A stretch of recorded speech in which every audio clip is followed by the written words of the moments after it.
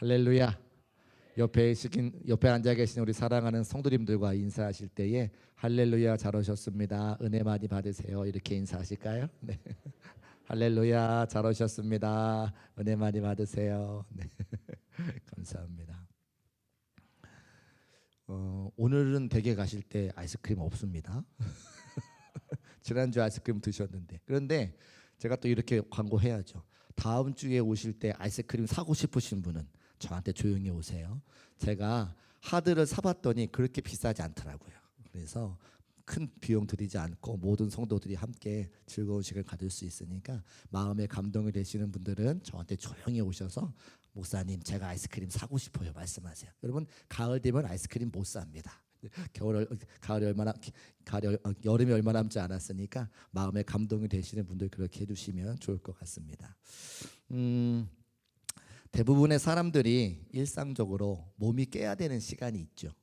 저도 휴가 때에 잠을 더 깊이 자고 싶은데 새벽 4시면 눈이 떠지는 거예요. 이제 새벽기도 올 때 4시에 일어나서 머리 감고 주변에서 나오니까 그 새벽기도 시간이 딱 정해져 있으니까 몸이 습관이 돼서 그 시간에 이제 일어나는 걸 보게 됩니다. 그런데 그럴 때에 그 저절로 몸이 일어나지는 것을 뒤로 한 채 끝까지 좀 더 자자 하고선 이렇게 눈을 감고 있잖아요.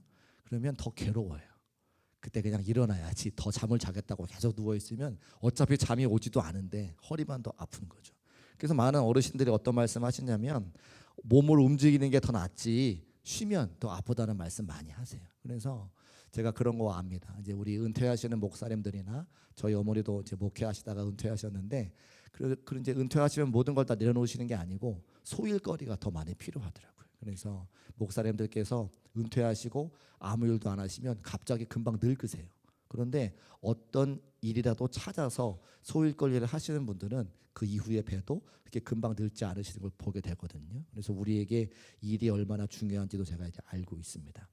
그러니까 몸을 계속 쓰고 움직이면 아픈 것도 사라지고 더 건강해지는데 그냥 가만히 있으면 생각도 많아지고 또 몸도 금방 늙게 된다고 하는 것을 알게 됩니다. 사람들이 가만히 있는 것을 불편해하고 가만히 있으면 어찌 될지 모르는 그런 분도 있는 것 같아요. 여름철에 지금 여름철이니까 휴가를 가시는 분들 많으십니다.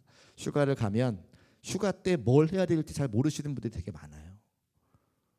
휴가 때 휴가라고 시간은 받아놨는데 그 시간을 어떻게 써야 될지 잘 모르시는 분들이 많습니다. 그래서 오히려 휴가 때 긴 시간 쉬고 왔는데 더 피곤해하시는 분들이 있죠. 저도 교회에서 휴가 기간을 주셔가지고 좀 이른 휴가를 다녀왔는데 저는 여러분들에게 이런 말씀 드리면 오해하실 수 있지 모르겠지만 하나님께서 창조하신 자연에 들어가서 가만히 있는 걸 제일 좋아합니다. 교회에서는 굉장히 이렇게 활발하게 활동을 하잖아요. 찬양도 해야 되고 말씀도 전해야 되고 제가 막 율동도 막 하잖아요. 춤도 막 추잖아요. 사람들 많이 만나서 늘 에너지를 드리고 기쁨을 드리고 또 위로를 드리고 근데 사실 그렇게 하다 보면 집에 가 있으면 가만히 있죠. 저기 제 아내가 있잖아요. 집에 가면 가만히 있습니다. 아무것도 하지 않죠. 그래서 아주 싫어합니다. 집에 가서 설거지도 해주기를 원하고 빨래도 해주기를 원하고 청소도 해주기를 원하는데 집에 가면 가만히 있습니다. 근데 밖에 나와서 그렇게 에너지를 쏟았기 때문에 오히려 집에 가면 편안하게 있어야 되는 쉬어야 되는 그리고 쉬는 시간에 하나님이 창조하신 자연 환경에 가서 가만히 있는 게 채워지는 걸 제가 알게 되는 거예요. 제가 정말 원하는 건 휴양림 같은 데 가서 새소리 듣고 나무가 흔들리는 거 바라보면서 가만히 앉아 있는 것. 그런데 이제 휴가 기간이 되면 그렇게 할 수가 없죠. 왜? 저에게는 자녀들이 있고 가정이 있기 때문에. 그래서 이번 휴가도 여전히 자녀들이 원하는 곳으로 가서 자녀들의 비율을 잘 맞춰드리고 자녀들을 모시다가 왔습니다. 저는 사실 몸이 더 힘든 거예요. 그런데 제가 가만히 생각해 보니까 이제 큰아이가 고등학교 1학년인데 이제 앞으로 고2, 고3 되면 어디 다닐 수가 없잖아요. 그러니까 인생에 그 아이들과 함께 5명이 다 같이 여행 가는 것이 쉽지 않겠구나라는 생각이 들어서 이번에는 아이들한테 맞춰서 다녀오게 되었습니다. 여러분도 아마 그러실 거예요. 내가 정말 좋아하는 것이 있는데 내가 하고 싶은 것이 있는데 가족들 혹은 또 다른 친구들 혹은 다른 여러 가지 일들 때문에 온전한 쉼을 누리지 못하고 돌아올 때가 사실은 있는 거죠. 그래서 피곤해서 일터로 돌아올 때가 더 있습니다. 신앙생활도 마찬가지라 생각하는데요. 쉬어야 될 때가 있고 열심히 사역해야 할 때가 있습니다. 제가 이렇게 목회를 하다 보니까 1년이 12달인데 12달 다 사역을 못 하겠더라고요. 사역할 수 있는 시간은 6개월밖에 없고 나머지 6개월은 정비하는 일이나 훈련하는 일을 해야 돼요. 언제 사역을 못 할까요? 추울 때 못 합니다. 언제 사역 못 할까요? 더울 때 못 합니다. 이렇게 막 35도씩 내릴 째는데 전도하러 나가자고 얘기하는 목사는 이상한 목사예요. 성도들이 이 떼형볕에 어떻게 전도를 합니까? 그러니까 이럴 때는 훈련하고 쉬고 다른 것들을 하게 되는 거죠. 그래서 제가 그러면 이제 차가운 바람이 불어오는 9월, 10월, 11월 그리고 12월 달부터 또 추워서 못 하잖아요. 12월, 1월, 2월 달에 또 추워서 못 합니다. 그러니까 사역할 수 있는 시간이 많지 않다는 거죠. 3월, 4월, 5월, 6월 그다음에 7, 8월은 더워서 못 하고 9월, 10월, 11월 그래서 6개월 쉬고 정비하고 훈련받고 6개월 사역하는 건데 우리가 열심히 신앙생활을 해야 될 때가 있고 사역을 감당해야 될 때가 있고 또 우리가 훈련받고 쉼을 얻어야 될 때가 있다고 하는 거죠. 하나님 앞에서도 마찬가지입니다. 조용히 잠잠히 하나님께 기다려야 될 때가 있고 물어야 될 때가 있고 하나님 앞에 나가서 말씀 붙잡고 사역을 감당해야 될 때가 있다고 하는 것이죠. 그래서 하나님께 묵상해야 될 때는 하나님께 엎드려 멈추어 때를 따라 돕는 그 멈추어 기도하는 것이 때를 따라 돕는 은혜를 얻을 수 있는 것이고 또 우리에게 맡겨진 사명을 감당할 시간에는 열심히 사역의 현장에 나가서 사역을 감당해야 되는 것이 우리 성도들의 지혜가 필요한 때라고 하는 것입니다. 그것을 다윗이 오늘 우리에게 보여주고 있다는 것이죠. 다윗은 통일 이스라엘의 왕이 되었습니다. 이스라엘의 왕이 되고 난 이후에 예루살렘 성을 다윗성이라 하고 도읍을 정했어요. 그 성에 와서 예루살렘 성을 이제 다윗성으로 하고 수도로 세운 다음에 보니까 하나님의 언약궤가 그 성에 없는 것을 보게 되어집니다. 그래서 수많은 어려움을 겪고 나서 하나님의 언약궤를 그 예루살렘 성에 가지고 옵니다. 그리고 났는데 하나님의 언약궤까지 모시고 나니까 다윗이 더 이상 바랄 것이 없는 거예요. 그런데 가만히 보니까 다윗은 백향목으로 지은 으리으리한 궁궐에 살고 있는데 하나님의 언약궤는 성막, 말이 좋아 성막이지 더 쉽게 말씀드리면 텐트 같은 거죠. 텐트에 놓여져 있으니까 다윗이 그것 보기에 좋지가 않았습니다. 그래서 하나님의 언약궤를 모실 수 있는 하나님의 성전을 지어 드려야 되겠다고 생각하고 나단 선지자에게 자신의 의견을 피력해요. 나는 이렇게 좋은 성전에 있는데 우리 하나님을 모시는 언약궤는 성막에 있으니 내가 하나님을 위해 성막을 언약궤를 위한 하나님의 전을 짓겠습니다. 그럴 때 나단이 왕의 마음에 좋을 대로 하세요라고 이렇게 이야기를 하죠. 그래서 다윗이 성전을 짓겠다고 결심합니다. 하나님께서 머무시는 성전이니까 사람이 머무는 성전과는 비교할 수 없을 만큼 좋은 성전, 멋있는 성전, 으리으리한 성전을 지으려고 마음의 결정을 하는 거예요. 그런데 그날 밤에 하나님께서 나단 선지자에게 성전 건축을 막으시는 음성을 들려주시죠. 그것이 4절 말씀에 기록되어져 있어요. 4절 말씀 우리 같이 한번 읽어보겠습니다. 시작. 가서 내 종 다윗에게 말하기를 여호와의 말씀이 너는 내가 거할 집을 건축하지 말아라. 아멘. 하나님께서 분명하고 단호한 어조로 내가 거할 처소를 짓지 말아라 이렇게 말씀하십니다. 우리가 다 잘 알고 있는 것처럼 그 이유는 다윗이 전쟁하면서 피를 많이 흘렸기 때문이죠. 다윗이 성전 건축을 위한 준비만 하고 다윗의 아들이 하나님의 성전을 지을 것이다 말씀하십니다. 그런데 하나님께서 다윗이 그러한 마음을 품었다는 것 자체를 너무 귀하게 보시고 아름답게 보셔서 다윗의 나라를 다윗의 후손들을 영원히 세우시겠다고 하는 다윗의 약속, 다윗에게 대한 약속과 또 위로의 말씀을 허락해 주세요. 다윗 언약을 세우시는 거죠. 그것이 14절 말씀에 기록되어져 있어요. 14절 말씀 같이 한번 읽어보겠습니다. 시작. 내가 영원히 그를 내 집과 내 나라에 세우리니 그의 왕위가 영원히 견고하리라 하셨다 하라. 아멘. 다윗뿐만 아니라 다윗의 왕위가 아들과 자손에게까지 이뤄져서 영원히 견고하게 될 것을 말씀해 주십니다. 그리고 그 약속은 실제로 이루어지죠. 어떻게 이루어집니까? 다윗의 자손 예수 그리스도로 오셔서 예수 그리스도가 우리의 영원한 왕이 되시니까 그 하나님의 약속의 말씀은 그대로 이루어지는 겁니다. 그래서 예수 그리스도가 왕 중의 왕이 되셨고 그 예수님의 왕위가 지금까지 이어져 있기 때문에 우리가 이 시간 나와서 찬송하는 것은 우리를 구원하신 그 구세주 예수님을 왕으로 모시고 우리가 주님이라고 고백하잖아요. 그 하나님의 은혜와 예수님의 은혜에 감격하고 감사하고 찬송하는 것이니까 예수님이 우리의 영원한 왕이 되시는 거죠. 그러니까 이 14절에 있는 말씀, 내가 영원히 그를 내 집과 내 나라에 세우리니 그의 왕위가 영원히 견고하리라라고 그 말씀이 우리를 통해서 이루어지는 겁니다.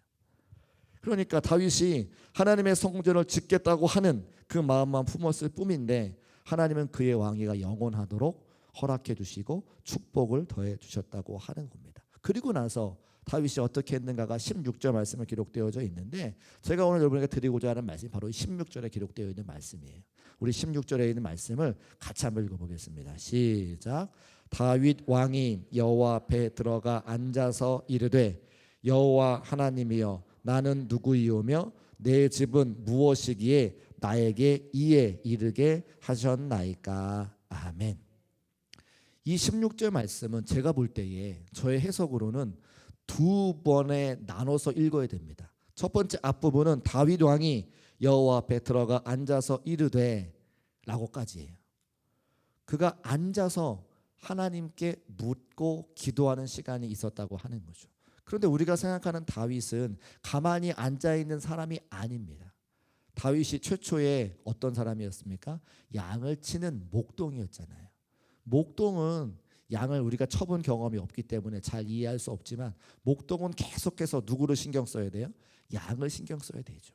양이 얌전합니까? 얌전하지 않아요. 사방군데 돌아다닙니다. 제가 늘 말씀드리지만 저는 소를 키워봤잖아요.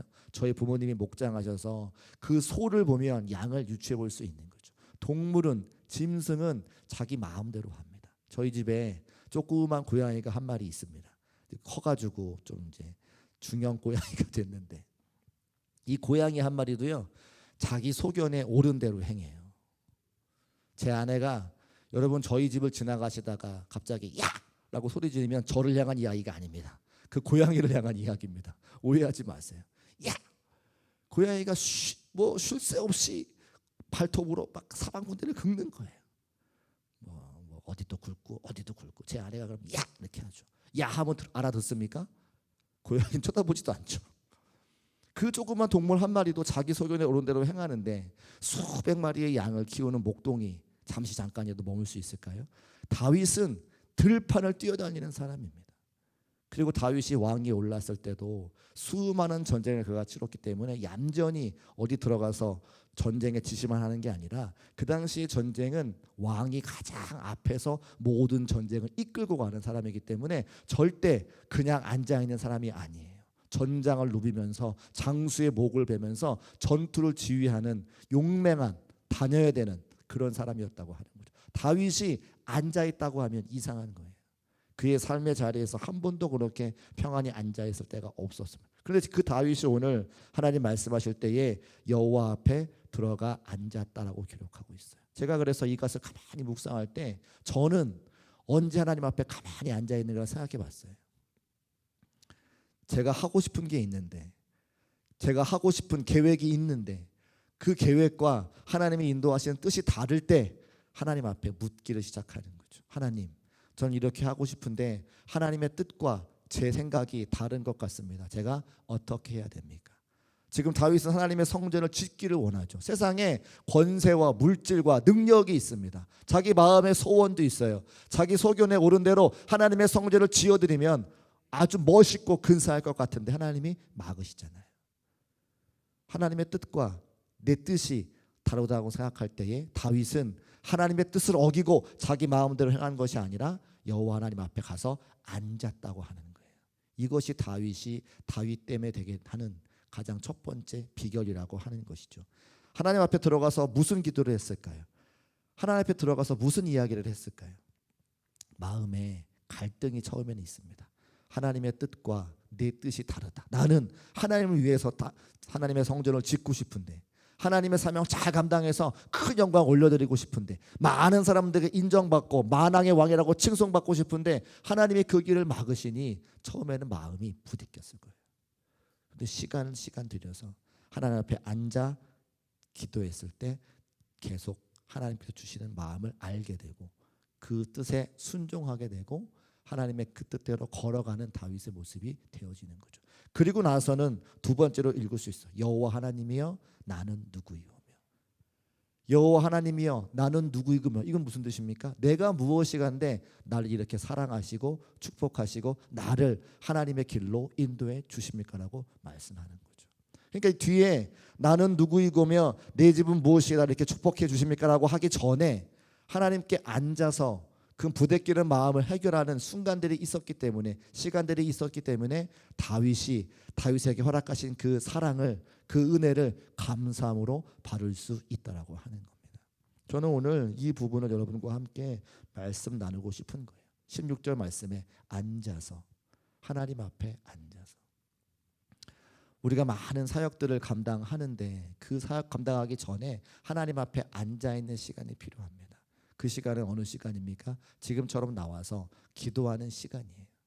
하나님, 혹시라도 하나님의 뜻과 내 결심이 내 마음이 다를 때에 하나님 앞에 앉아서 그 마음을 하나로 일치시키는 시간들이 필요합니다. 또 하나님 앞에 앉아서 내가 가보지 않은 미래에 대해서 두려운 마음이 있을 때에 하나님 앞에 앉아 있으면 그 두려운 마음을 변화시켜 주셔서 담대한 마음 가지고 감당할 수 있도록 마음을 바꿔주시는 거죠.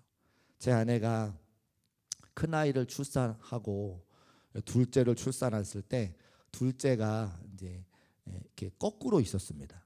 일주일 전에 사진을 찍을 때는 아이가 정상으로 있어서 병원에서 다음 주에 오면 출산하자 이렇게 하고 이제 날을 받고 오게 됐는데 그 일주일 만에 아기가 확 돌아간 거예요. 제가 정확하게는 모르는데 거꾸로 있으면 아기가 못 나온다고 하더라고요. 그러니까 진통을 막 하는데 아기가 이제 그 엄마 산도에 딱 걸려가지고 계속 못 나오는 거예요. 그러니까 너무 고통스러우니까 제 아내가 거기서 졸도를 했어요. 그래서 저는 이제 밖에서 기다리는데 아내가 이게 뭐 소리가 나더니 이렇게 졸도한 걸 제가 알게 됐고 너무나 안타까웠던 것은 그 분만실에 의사가 한 명이 없고 간호사가 한 명이 없고 산모들만 몇 명이 있는 거예요. 그러니까 굉장히 위험한 순간이라고 생각이 돼서 제가 간호사, 의사 선생님 도와주세요 이렇게 할 수밖에 없는 거예요. 그래서 병원에 떠나가라 그렇게 얘기를 하고 선생님들이 막 뛰쳐 올라와가지고 이제 응급수술을 해서 둘째가 태어났습니다. 그리고 나서 셋째를 낳아야 되는데 그렇게 수술받고 태어나니까 제 아내 마음에 두려운 마음이 있어요. 누구도 두려울 수밖에 없는 거죠. 저도 두려움이 있었습니다. 아이가 잘 태어날 수 있을까? 출산할 수 있을까? 근데 그때에 그 두려움을 이길 수 있는 방법은 오늘 다윗처럼 하나님 앞에 앉아서 두려운 마음이 사라지게 해달라고 하나님이 제발 좀 도와주셔서 무사히 출산할 수 있게 해달라고 하는 것 말고는 제가 할 수 있는 게 아무것도 없는 거예요. 그래서 아내와 함께 이 출산의 과정에 앞서서 같이 기도하고 그 두려운 마음을 담대함으로 바꿔주시고 이제 병원에서 출산하게 되었습니다. 놀라운 사실은 수술해서 출산했기 때문에 마취를 하고 출산하고 금방 깨어났다고 하는 거죠. 그렇게 큰 고통을 당하지 않고 무사히 잘 출산하게 되는 경험을 하게 되는 거예요. 그러니까 여러 가지 말씀을 제가 드리고 싶은 것 중에 한 가지 제일 중요한 것은 우리가 가보지 않은 미래에 많은 청년들이 또 직장에 들어가야 되는 과정 가운데 또 가보지 않은 결혼이라든지 또 취직이라든지 많은 사람과의 만남 가운데 많은 것들이 두렵다고 하는 겁니다. 그때 우리의 힘으로는 그 두려움을 해결할 수 없지만 오늘 다윗처럼 여호와 앞에 들어가 앉아서 기도하는 시간을 갖게 되면 두려움이 담대함으로 바뀌고 내가 몰랐던 것들을 알게 되게 지혜를 허락해 주시고 여러 가지 주의 은혜와 사랑을 채울 수 있는 귀한 시간이 될 수 있다고 하는 것이죠. 그래서 사랑하는 성도들이 오늘 다윗 왕의 여호와 앞에 앉아서 기도했던 것처럼 하나님 앞에 기도하는 시간을 갖고 두려움이 담대함으로 변하고 여러 가지 문제가 응답의 제목으로 변화가 되는 그런 복된 시간 되시기를 주님의 이름으로 축복합니다. 그렇게 앉아있을 때 어떤 일들이 일어나는지 짧게 세 가지만 말씀드리고 말씀을 정리하려고 하는데요. 첫 번째는 가만히 앉아서 기도하다 보면 나 자신이 보이는 거죠. 오늘 다윗이 이야기합니다. 여호와 하나님이여 나는 누구이오며. 가만히 앉아서 하나님의 임재를 사모할 때에 내가 누구인지 알게 되는 거예요. 내가 어떤 사람인지, 내가 무엇을 좋아하는지, 나는 어떻게 하나님의 말씀을 듣고 순종할 수 있는 사람인지를 알게 되는 거죠. 제가 교회에서 여러 가지 사역하고 집에 들어가면 그 쉼의 시간이 필요한 것도 알게 되고, 쉼의 시간이 필요할 때에 하나님의 창조하신 창조물 속에 들어가 있는 게 가장 큰 쉼을 얻는 것도 제가 이제 알게 되는 거예요. 그러니까 다른 데 눈 돌리지 아니하고 내가 누군지를 알기 때문에 나에게 딱 맞는 삶의 방법을 찾게 되는 거죠. 내가 누구인지 몰라서 방황하는 사람들이 얼마나 많습니까? 내가 정확하게 누구인지 모르고, 내가 정확하게 뭘 좋아하는지 모르고, 내가 해야 되는 것이 무엇인지 몰라서 방황하는 사람들이 수없이 많은데, 여호와 앞에 앉아서 기도하다 보면 내가 누구인지를 알게 되는 거예요. 다윗이 이야기합니다. 나는 누구이오며 나는 하나님의 사랑을 받은 자다. 전쟁에서 수많은 피를 흘렸지만, 그래서 하나님의 성전을 지어드릴 수는 없지만 하나님이 나의 가문을 축복하셔서 나의 아들로 하여금 하나님의 성전을 짓게 하시고 나의 영원히 왕위가 끊어지지 아니하겠도록 만들어주시는 하나님의 축복된 자녀라고 하는 사실을 그가 정체성으로 받아들이게 되는 거예요. 기도하면 내가 누군지 알게 됩니다. 여러분은 누구십니까? 하나님의 사랑하는 자녀들이고 백성들이고 중국교회 성도들임을 늘 기억하시기를 주의 이름으로 축복합니다. 그게 분명해지려면 하나님 앞에 나와서 앉아 있으면 된다는 거예요. 두 번째는 가만히 앉아서 기도하다 보면 상황을 객관적으로 바라볼 수 있게 되죠. 지금 다윗도 그의 상황을 객관적으로 바라볼 수 있게 되는 겁니다. 아, 하나님께서 나에게는 이 성전 받으시기 원하지 않으시는구나. 그러나 내 아들을 통해서 그 성전을 받으시기를 원하는구나. 그러면 뭘 하겠습니까? 다윗이 솔로몬이 그 성전을 잘 지을 수 있도록 여러 가지를 준비해 줄 수 있잖아요. 백향목을 갖다 대고 금을 준비해 주고 많은 사람들을 도와주고, 나의 상황이 지금 무엇인지를 파악할 수가 있는 거예요. 새벽마다 깨어 기도하면, 또 금요 성령 기도회 시간 함께 모여서 기도하게 되면 우리 교회가 지금 어떤 상황이고 우리 교회가 나아가야 될 바가 보이는 거고, 우리의 삶의 자리에 어떻게 내가 해야 될지가 보이는 거잖아요. 오늘도 어떤 청년 함께 만나서 제가 저에게 주신 응답과 비전을 제가 얘기를 했습니다. 그때 그 청년이 무릎을 탁 치면서 목사님 의견에 동감한다는 거예요. 동감한다고 하는 이야기는 그 사명을 같이 감당하겠노라 하는 결심이라고 저는 생각을 합니다만, 제가 지혜가 있어서가 아니라 하나님 앞에 가만히 앉아서 지혜를 구할 때에 지혜가 부족한 저에게 성령께서 지혜를 주셔서 교회가 나아가야 될 바를 알려주시는 거죠. 우리 교회 미래를 향해서 사랑하는 성도들과 함께 만들어가야 되는 교회를 보여주신다고 하는 겁니다. 저는 수년 내에 그 일이 이루어져서 많은 성도들이 그것을 바라보고 정말 하나님이 살아계시구나 라고 하는 것을 간증할 수 있는 우리 교회와 성도가 될 거라고 저는 확신합니다. 우리가 그 일들을 함께 만들어 가는 거죠. 그 증거가 누군지 아세요? 여러분들이세요. 사실은 제가 처음 왔을 때 금요일 날 몇 분 안 앉아 계셨어요. 근데 제가 온 지 이제 몇 개월 되고 함께 제가 다른 것 하지 않고 예배에 집중했습니다. 함께 기도하자고. 여기 앉아서 기도할 때 수많은 성도들이 함께 울며 불며 기도했고요. 그 울며 불며 기도한 기도의 응답으로 점점점 수많은 성도들이 함께 모여서 예배하게 되었습니다. 여러분들이 저는 기도의 응답이에요. 그리고 앞으로도 기대합니다. 지금은 1층이 찼지만 다음에는 2층도 차고, 1층이 차고 2층이 차면 이 앞에 강단도 차고, 여기 의자 놓고 계단에서도 예배드리고. 할렐루야. 저는 그렇게 만들어 가려고 하고, 하나님께서 그렇게 꿈을 꾸게 하시고 여러분과 함께 그 일을 만들어 하나님께만 큰 영광 돌릴 겁니다. 그리고 우리 사랑하는 자녀들이 여기서 기뻐 뛰며 춤추며 찬송하고 율동하는 모습, 그걸 바라보는 우리의 부모님들이 기뻐하고 그들을 축복하며 그들에게 후원하고 기도해서 그들이 우리 다음 세대의 주역이 되는 것. 그때 언젠가요? 우리가 다 같이 한번 모여서 연합으로 예배했었거든요. 아이들과 함께. 그 집에 갔는데 어떤 노령의 권사님이 저한테 문자 주셨어요. 목사님 감사합니다. 우리 교회가 그렇게 활기차게 바뀌는 것 같아서 그 모습 보게 하시니 감사하다고 제가 문자. 근데 저는 그 문자 보면서 너무 눈물이 났어요. 아, 그렇게 소원하고 계셨구나. 그렇게 기도하고 계셨구나. 그래서 많은 성도들이 우리의 변화된 모습을 통해서 함께 기뻐하고 또 감사하고 감격하고 그럴 수 있는 교회와 성도가 되시기를 주님의 이름으로 축복합니다. 마지막 세 번째는 앉아서 기도하다 보면 누구의 마음을 알게 됩니까? 하나님의 마음을 알게 되는 거죠. 하나님께서 다윗에게 성전을 짓지 않게 하시고 솔로몬에게 하나님의 성전을 짓게 하시고 그 다윗의 왕위를 영원히 이어가시겠다고 하는 하나님의 마음을 다윗이 알게 되는 거예요. 그러니까 순종할 수 있게 되죠. 우리의 생각과 하나님의 생각이 다르기 때문에 하나님의 생각이 깨달아지기 전까지는 우리의 마음속에 있는 우리의 소원들을 내려놓기가 어렵습니다. 내가 할 수 있는데, 내가 생각한 건데, 내가 기도한 건데 하나님의 뜻을 알기 전까지, 하나님의 그 선한 계획과 넓은 계획과 깊은 계획을 알기 전까지는 내 것을 포기하기가 참 어려워요. 그런데 하나님은 가만히 앉아 기도할 때에 그 하나님의 계획을 알려주시죠. 그러면 그 계획이 내가 생각한 것보다 훨씬 크고 넓고 깊고 좋은 것이기 때문에 순종할 수밖에 없게끔 우리를 만들어 가세요. 저는 살아낸다라고 하는 표현은 별로 좋아하지 않지만 하나님의 말씀으로 살아간다라고 하는 말씀을 되게 좋아하거든요. 살아낸다고는 제가 별로 좋아하지 않는 표현은 마치 나의 의지 가지고 뭘 사는 것 같아요. 주의 말씀을 듣고 내가 내 의지 가지고 살아가는 것 같아요. 근데 제가 삶의 경험상 한 번도 내 의지 가지고 주의 말씀에 순종할 수 없는 걸 제가 알아요.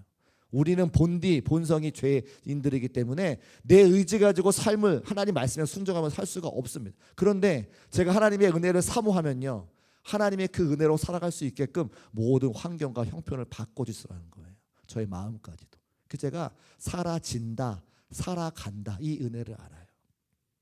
하나님 앞에 앉아 있으면, 하나님 앞에 앉아서 하나님의 은혜를 사모하면 그 은혜로 살아가게끔 하시는 주의 은혜가 있더라는 거예요. 그래서 살아지는 거죠.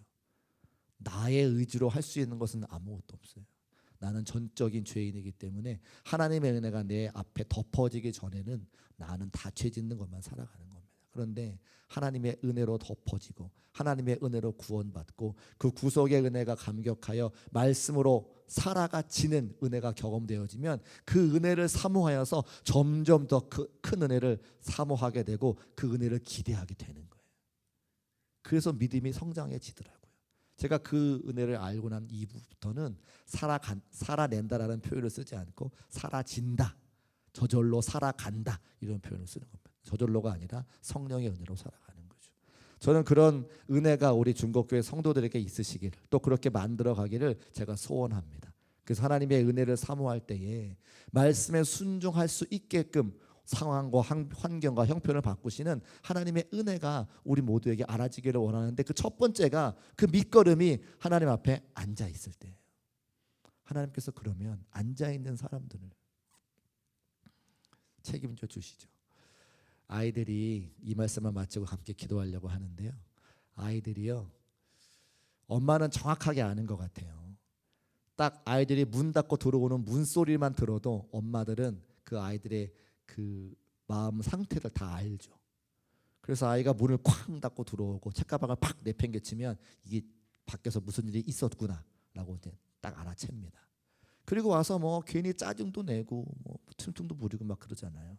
그럼 이제 엄마가 그 아이의 마음을 달래기 위해서 왜 무슨 일이 있었어 이렇게 부드럽게 이야기하죠. 아빠랑 좀 달라요. 뭐야 시끄럽게 이렇게 하는데 엄마는 왜 무슨 일이 있었어 이렇게 하잖아요. 그러면 아이들이 어떡합니까? 그냥 엄마 옆에 와서 붙어요. 무슨 뭘 하지 않아도 그냥 엄마 옆에 있는 거죠. 그러면 부모가 그걸 바라보면서 이 아이들이 나를 믿고 의지하는구나, 자기의 마음을 알아달라고 이렇게 왔구나를 알아챕니다. 하나님도 똑같다고 저는 생각을 해요. 우리가 우리 힘으로 어떤 문제를 해결할 수 없기 때문에 그게 문제가 되는 거죠. 내 힘으로 그것이 풀어지면 문제가 아닌데 내 힘 가지고 안 되니까 문제잖아요. 문제가 있으면 어떡합니까? 기도하는 거죠. 기도가 뭐예요? 하나님께 나아가는 거예요. 다윗이 하나님 앞에 앉아 있는 것처럼 들판을 뛰어다니고 전쟁터를 누벼야 합당한 그런 성품을 갖고 있는 다윗도 자기가 지금 자기 마음대로 안 되니까 하나님 앞에 나와서 앉아 있어요. 그게 하나님을 찾는 가장 큰 이유예요.